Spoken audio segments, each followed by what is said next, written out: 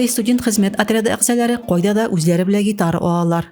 12 ноябрьдә физкультура сәламәтләндерү комплексында хезмәт һәм оборонага әзерлек нормативларын тапшырганда да отряд җырларын юлдаш иттеләр.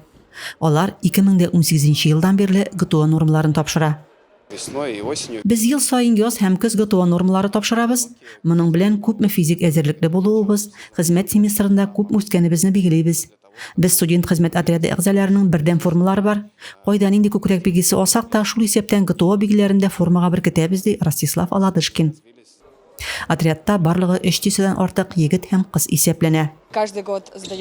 ГТОны ел сайын тапшырып, нәрсә өстендә эшләргә икәнен ачыклыйбыз. Отрядта башкача егетләр көчлерәк, җитезрәк.